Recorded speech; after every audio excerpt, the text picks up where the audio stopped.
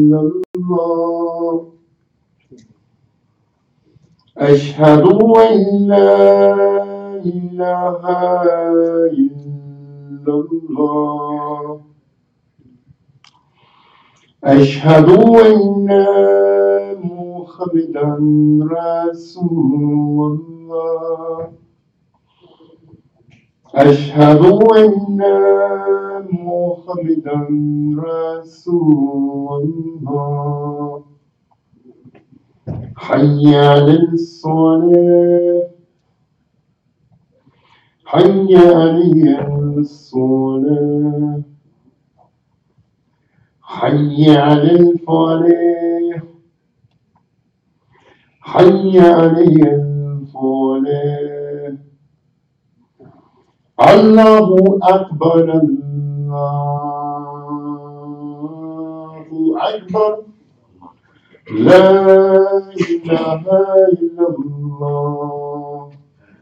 نعم.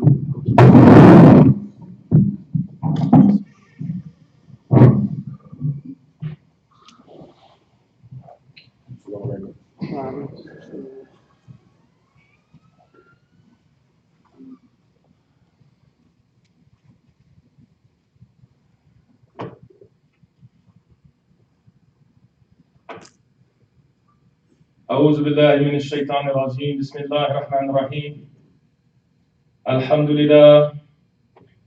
لله الذي قاد عباده إلى جنته فضلا وكرما بسلاسل الإيجاب أوجب علينا طاعته وما أوجب إلى جزيل الثواب والسلامة من العقاب أحمده تعالى وأشكره على نعمة الإيمان وما من به علينا من دوام العافية والإحسان وأشهد أن لا إله إلا الله وحده لا شريك له وأن محمدا رسول الله صلى الله عليه وسلم شهادة عبد منيب خاش أواه والصلاة والسلام على سيدنا ومولانا محمد وآله وصحابته من الأزل إلى الأبد أما بعد فيا أيها الناس اتقوا الله تعالى حق التقوى وراقبه مراقبة من يعلم تعالى يسمع ويراه واعلموا أن خير الحديث كتاب الله وخير الهدى هدى محمد وشر الأمور محدثاتها وكل بدعة دلالة وكل دلالة في النار.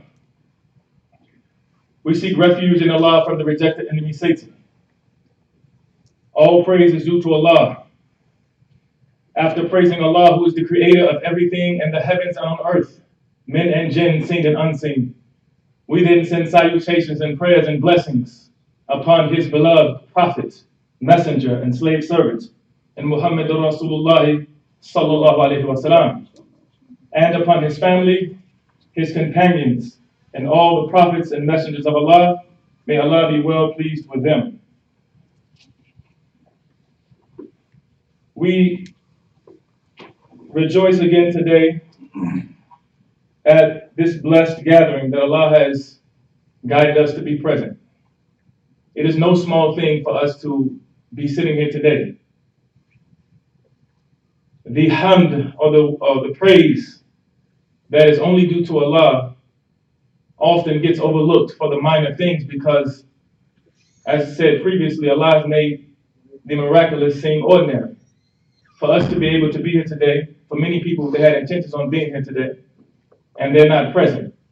And many people are not present because they're no longer with us. Some people, the dunya tied them up that they couldn't even stop today to fulfill the obligation. So we have to say alhamdulillah for us being able to sit at the beginning of this khutbah. Blessed is the one who is so consumed with correcting his own faults that he does not see the faults of others. Blessed is the one who is so tied up correcting the flaws that he has in himself that he is not able to see the flaws in his brothers and sisters. And that's not to say that we don't correct each other and give advice, because part of being a good Muslim is giving good nasiha. But this nasiha has many translations, and they all deal with sincerity. Prophet Muhammad sallallahu alaihi wasallam said, the deen is nasiha. Adinu and nasiha. He said the deen is sincerity, the deen is purity.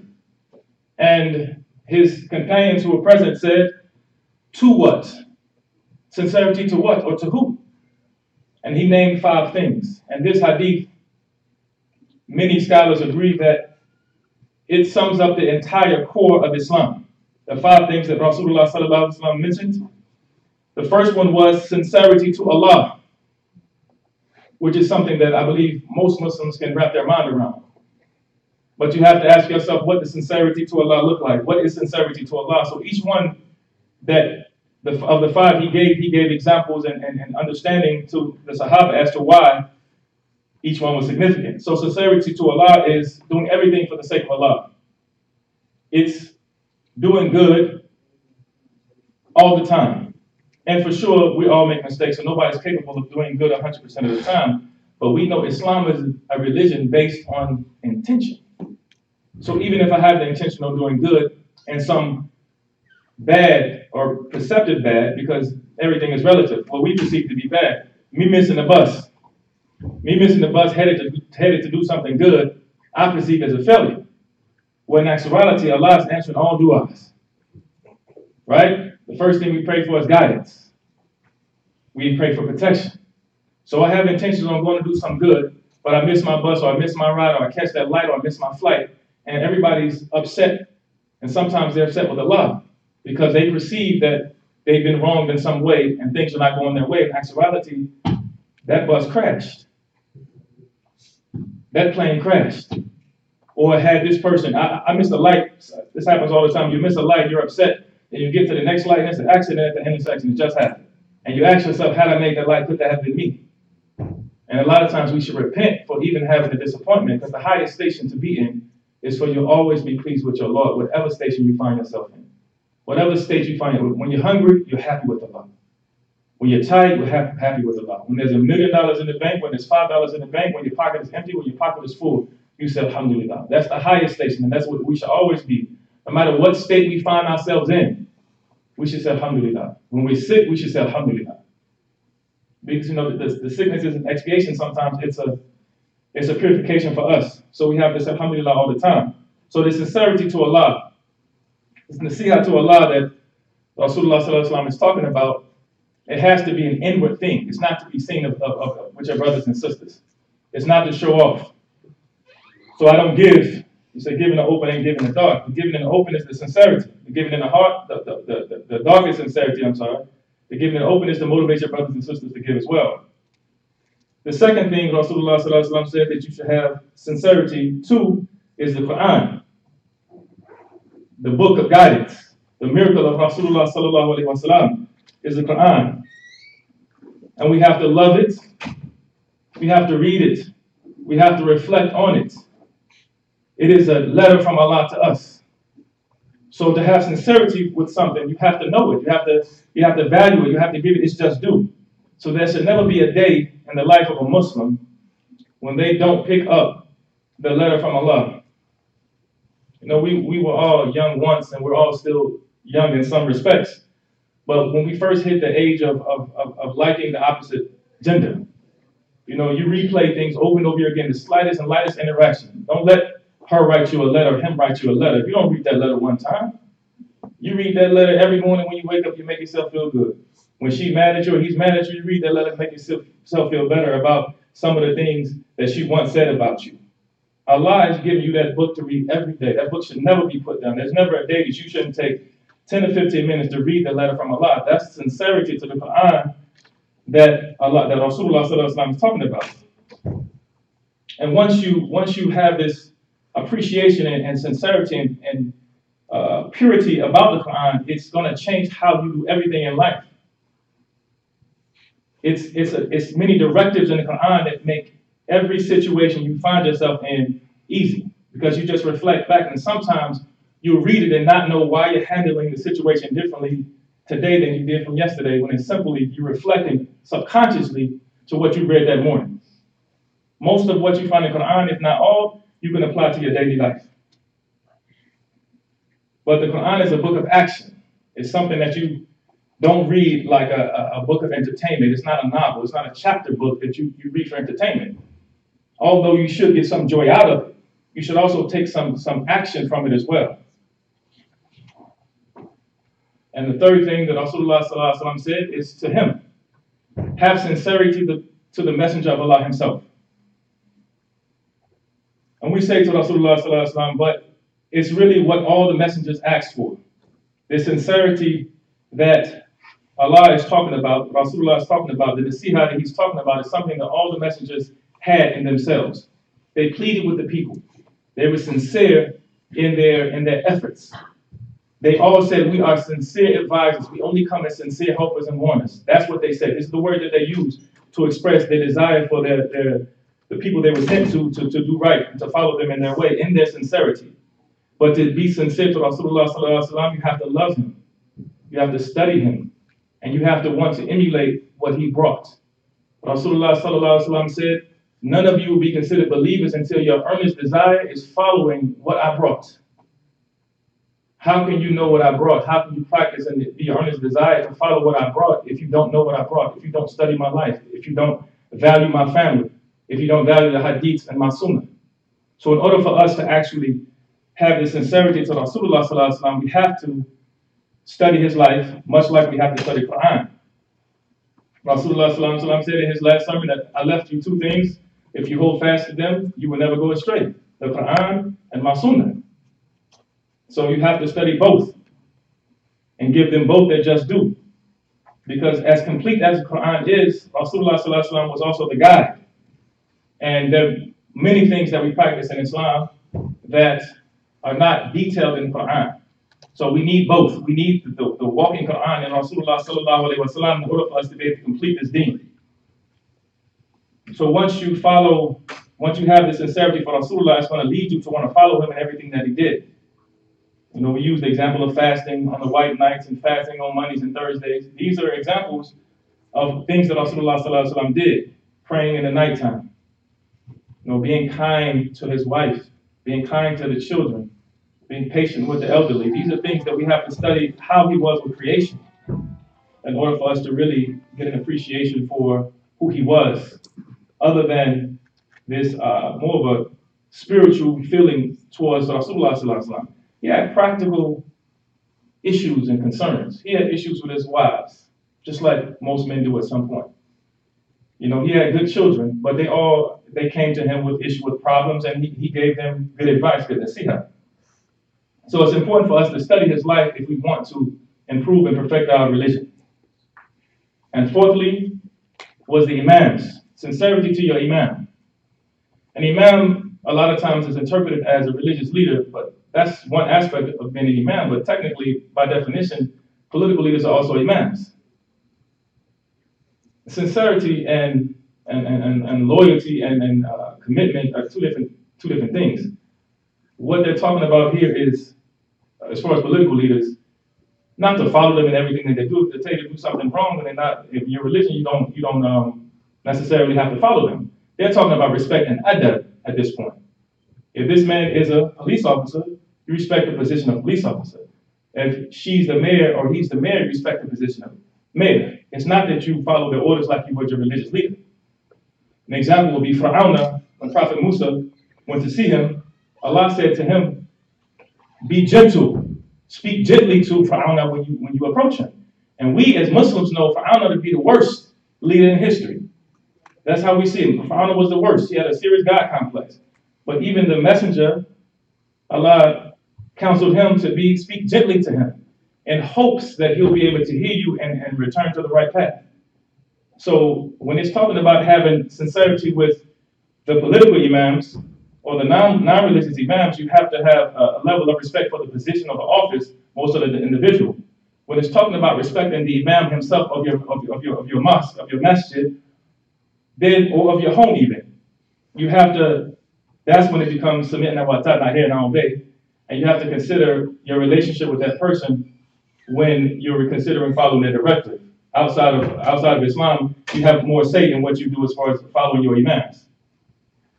And the last thing, which I believe is second most important, is to the fellow Muslim himself.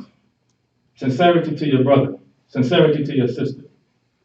And this is why Islam was brought in the beginning. Tribalism is an innate thing. It is natural to be drawn to your own kind. But this sincerity, this loving for your brother what you love for yourself, this takes all of this tribalism out the window and it makes us all on the same path. It doesn't matter if you're Sunni or Shia. It doesn't matter if you're an immigrant or you're from this country. It doesn't matter if I'm in Saudi Arabia and I'm African American. You see me a certain way.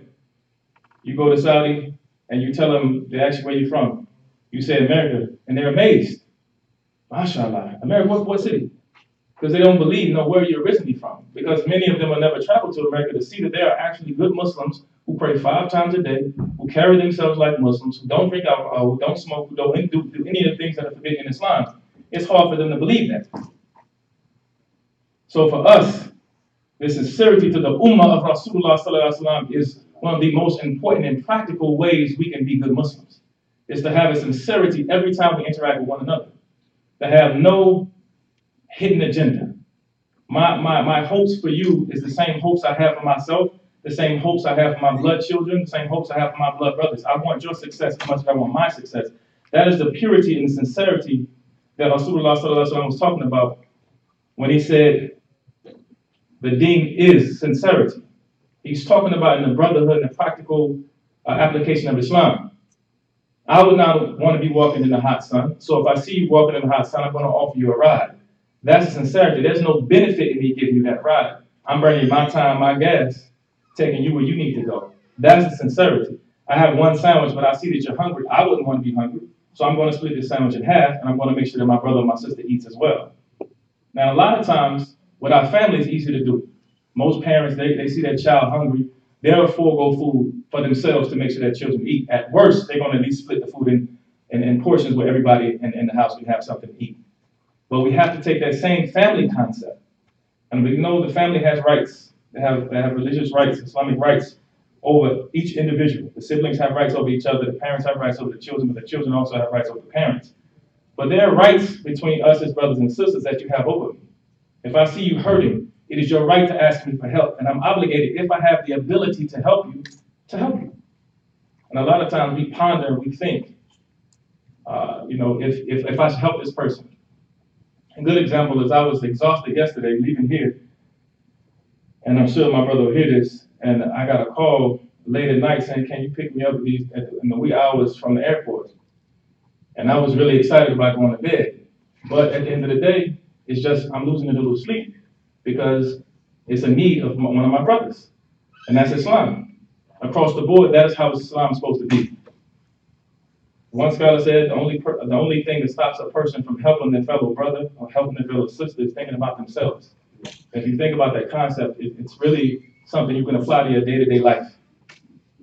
It's the only thing that's stopping me from going to help somebody is I want to go to sleep and I want more rest. I told the brother yesterday I'm exhausted and I'm looking for one to go to sleep. 2 hours, 3 hours later, I get a phone call saying I need you to come get me from the airport. It's nothing to think about. I'll be there. Get some coffee on the way.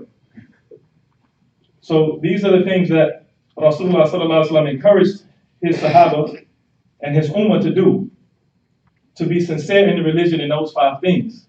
And like I said earlier, the scholars agree. One scholar said if you get rid of 1,000 hadiths and you keep this one, then you still could practice Islam.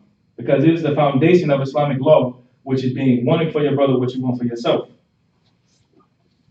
May Allah make it easy for us to do so.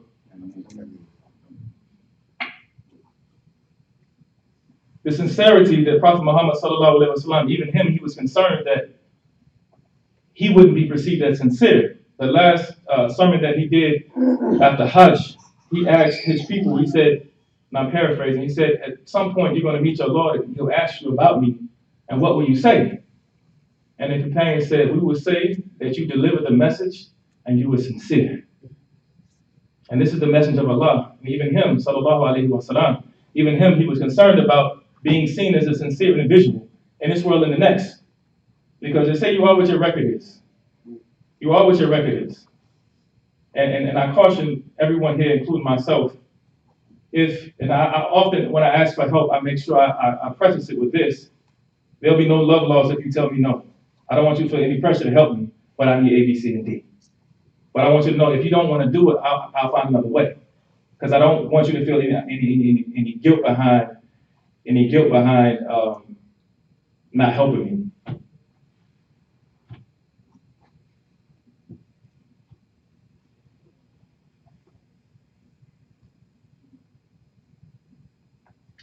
Now, there's another version of the jihad I've been hearing my entire life, which is sincere advice.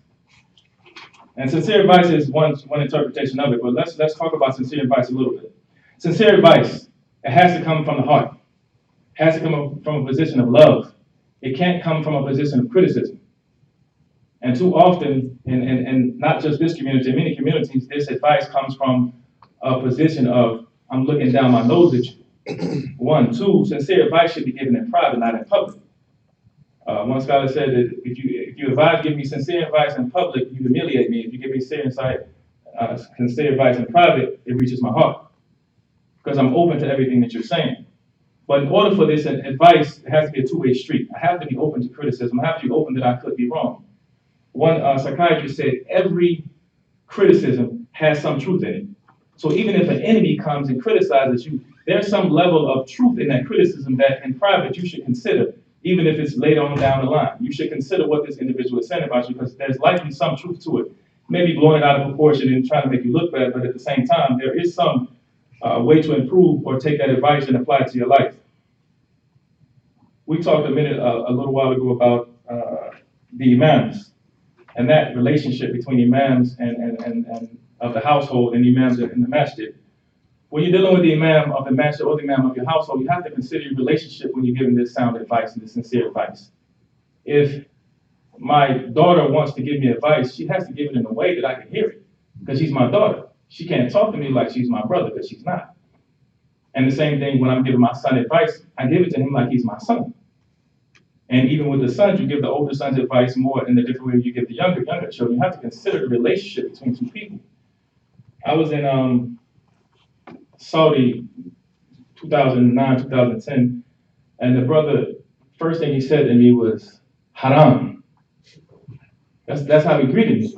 That was just pointed at something he didn't think was okay, and said, haram. And I said, wa alaikum assalam. My name is Haneef. Because we don't have a relationship. You can't correct me until you at least care about me. What is my state? What is my condition? You haven't asked me anything about myself. You don't know me to just greet me in that way.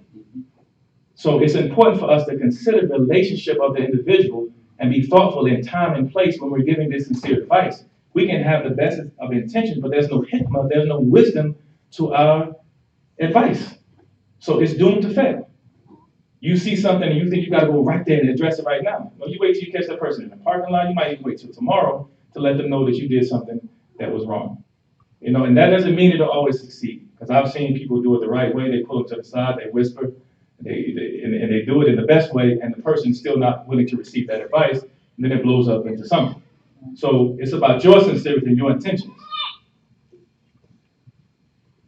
Pick your battles.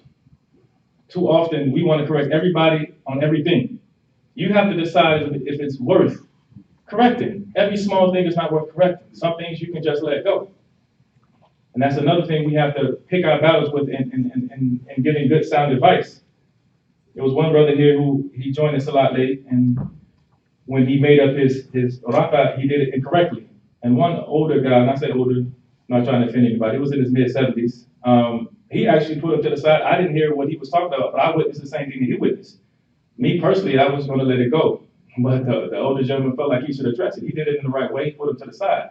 But the younger brother made a big scene about it. And I joined in. The Imam was present. He joined in. And the older gentleman was absolutely correct in what he was advising him.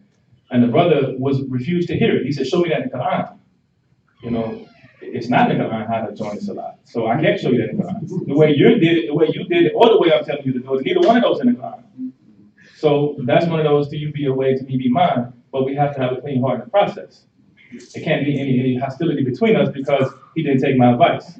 The best thing to do when you get advice from somebody and you don't agree with the advice, don't like the advice, or you don't think they're sincere, is to say, Shafan, thank you. I appreciate that, and I'll think about it. I'll consider that.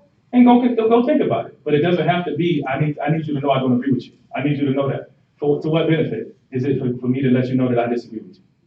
Just say, alhamdulillah, thank you for your advice, and you move forward.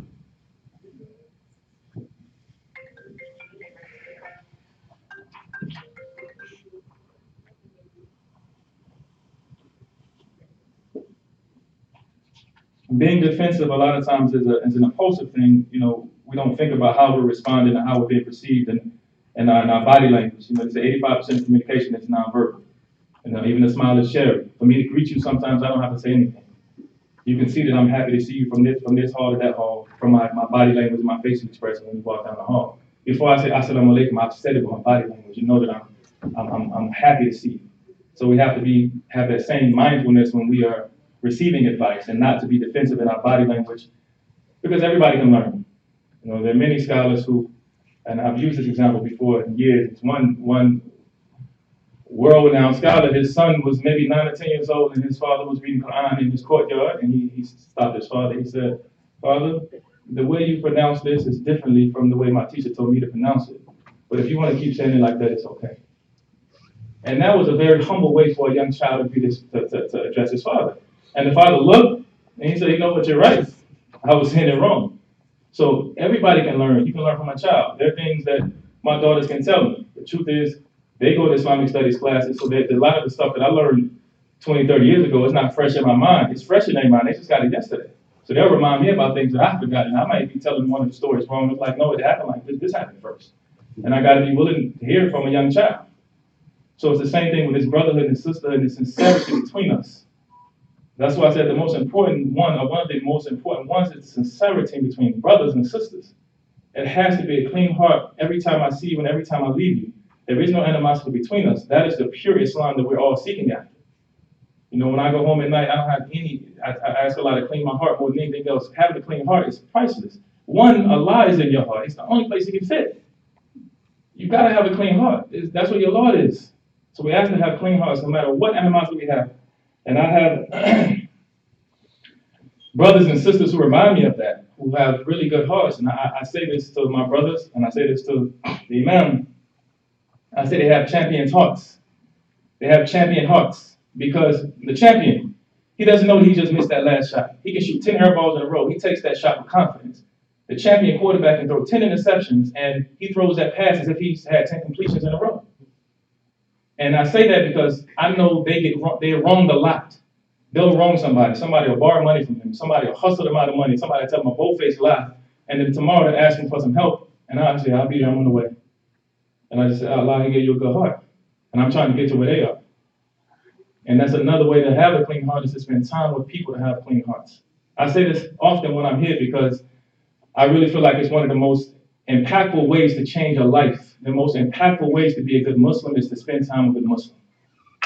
If you spend time with ordinary Muslims, the likelihood of you ever elevating yourself is small. But if you spend time with excellent people, excellent Muslims who are practicing Islam better than you, the likelihood that every day you'll get some benefit from being around them. You'll get some benefit and increase your Islam, your needs to Allah. Because at the end of the day, the ultimate goal is to be with Rasulullah sallallahu alaihi wasallam and Allah. That's all we want, is to be with them in this life and the next. So it's important for us to put the effort in consciously to being more brotherly and sisterly. We talk about community life often. It's a topic that can never be overused because we haven't gotten there yet with it. And it's important for us to understand that being Muslims that only come to the masjid on Friday is not going to help us elevate our needs to Allah. Being Muslims that don't make time to make salat in congregation is not going to elevate us to our needs to Allah. If we make a salat all week long, we make this one salat in the masjid and we feel good about ourselves, then we will be exactly where we are. The only way to change something about you is to change what you do, to change the way you think. If you read the Quran once a week on Fridays, you read the cave, alhamdulillah, that's a very good practice. But imagine if you treat it every day like Jummah. If you treat it every day and said, I'm going to make one salat at the masjid every day. Just one. I'm going to read Quran, however long it takes you to read the cave. If you dedicated that much time every day and said, I'm going to read Quran that long every day, then you're going to see a difference and change in your life. But as long as we're complacent and comfortable with where we are as Muslims, we will be where we are as Muslims. And alhamdulillah, we are Muslim. It's something. It's an excellent place to be, but there are different levels to it. I say this about athletes. I play sports, so I have a lot of references to sports. But there's some people who are content just being on the team. I've been around them. They sit at the end of the bench, they put on a uniform, they practice, they get to ride the bus, they ride the planes, they're good. If they never get into a game their entire life, never score a point, never throw a touchdown, never score a goal, they're content. They made the team. I never wanted to be that guy. I remember the first time I didn't get into a game, I cried like a baby. I'm not going to coach your daughter after the game. What's the problem? What do I need to do? This is not acceptable for me. So to be content just being on a team, alhamdulillah. Your school is paid for. If you're a professional athlete, your bills are paid. You're content doing that. But we know the greats, they want to be great. They want to always elevate themselves. They're practicing by themselves. They're always doing more than the average player. But if we're comfortable being average, then alhamdulillah, may Allah accept all of our worship. But we have to, in order to be the elite Muslims, and that's what Rasulullah is always talking about. He rarely says, none of you will be considered Muslims. He said, none of you be considered believers. And there's a difference between somebody who says, Ashhadu an la ilaha illallah wa ashhadu anna Muhammadan Rasulullah, and somebody who's actually believing. And we're all aspiring to get to the next level. Once we achieve, and once we get to that level, to maintain that level is something different. To maintain it, because most people get to a level of consciousness in spurts where they're really good. Right after Ramadan, during Ramadan, you're really good, but then you go back down to being an ordinary Muslim for months and months and months, and you may come back up and go back down. But to get to that level and have an aspiration and desire to maintain it is something totally different. May Allah make it easy for us. ربنا آتنا في الدنيا حسنة وفي الآخرة حسنة وقنا عذاب النار.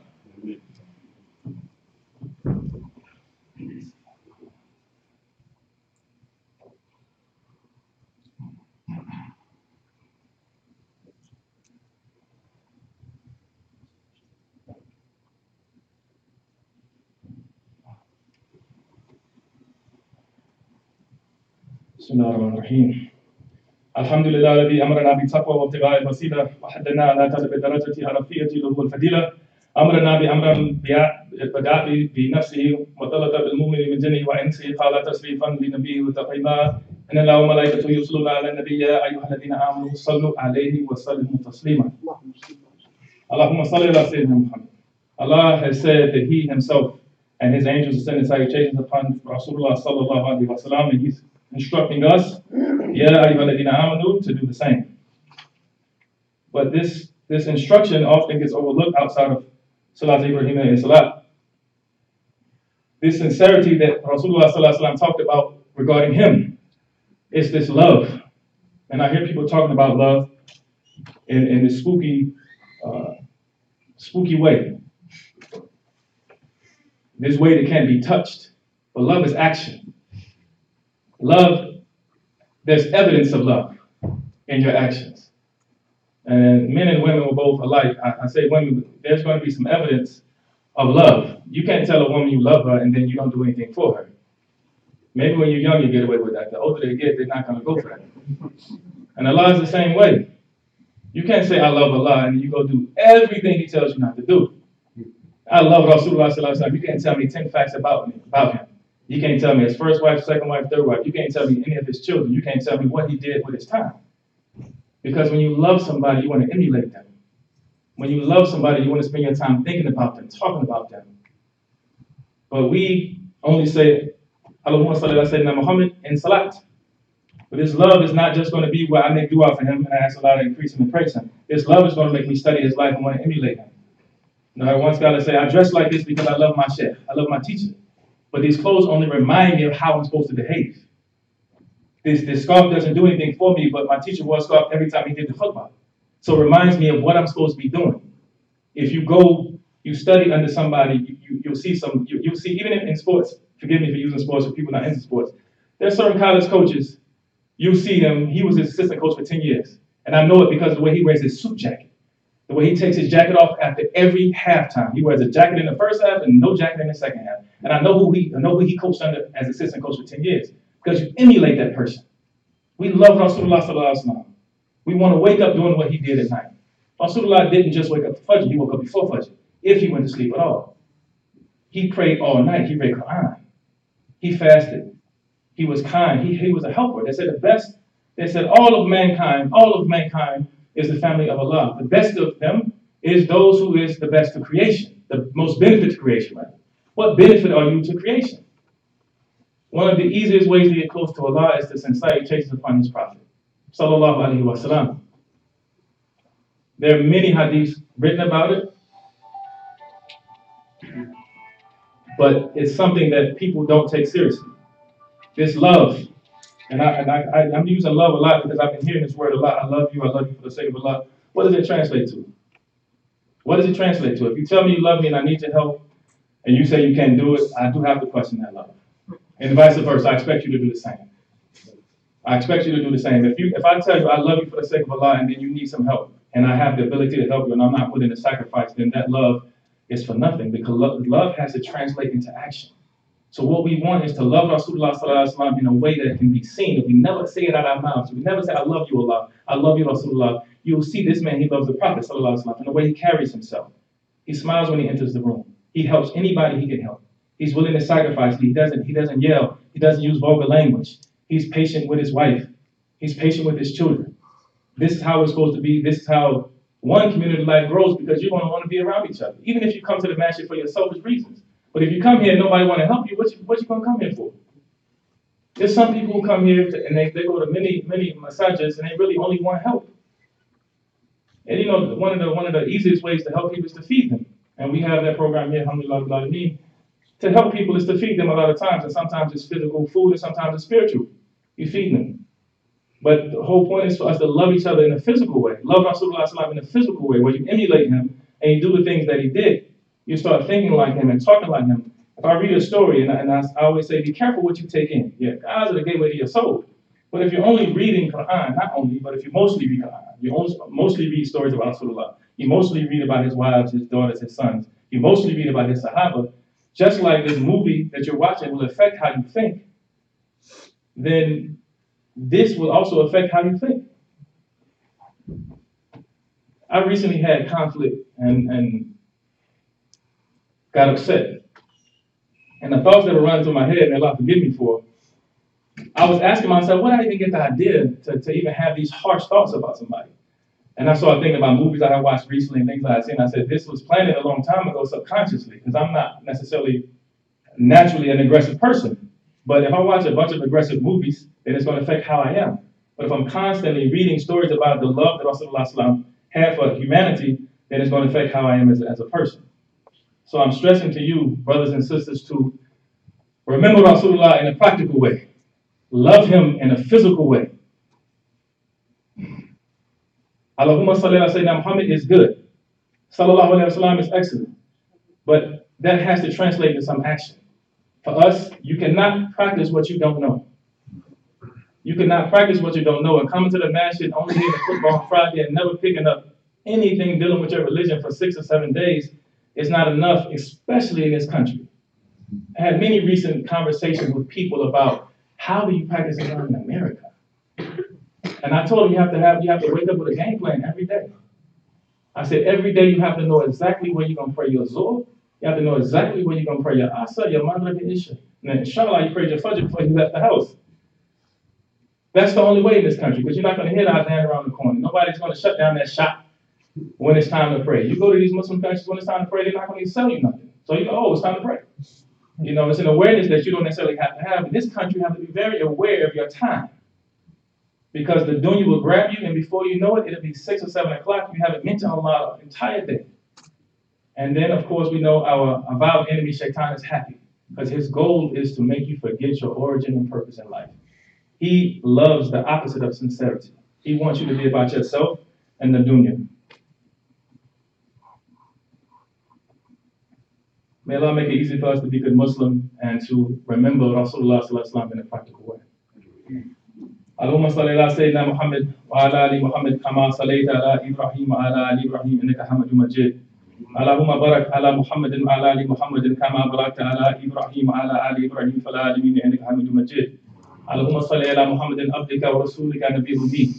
اللهم صل على سيدنا محمد الفاتح لما أغلق وقادم لما سبق ناصر الحق بالحق والهادي إلى صراطك المستقيم وعلى آله حق قدره ومقدار العظيم. ربنا آتنا في الدنيا حسنة وفي الآخرة حسنة وقنا عذاب النار.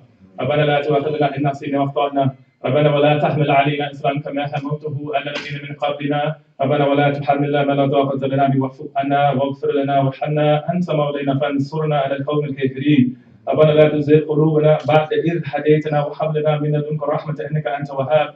ربنا إننا سمعنا مناديا ينادي للإيمان أن آمنوا بربكم فآمنا. ربنا فاغفر لنا ذنوبنا وكفر عنا سيئاتنا وتوفنا مع الأبرار. ربنا وآتنا ما وعدتنا على رسلك ولا تخزنا يوم القيامة إنك لا تخلف الميعاد. واغفر لنا ولوالدينا ولأشياخنا ولمن سبقنا بالإيمان وللمؤمنين والمؤمنات والمسلمين والمسلمات الأحياء منهم والأموات. اللهم ارفعنا الجهد والجوع والبري والشر آمنا بالله ما لا يكشف غيره.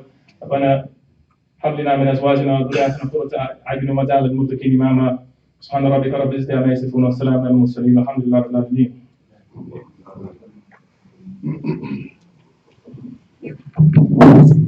الله أكبر الله أكبر.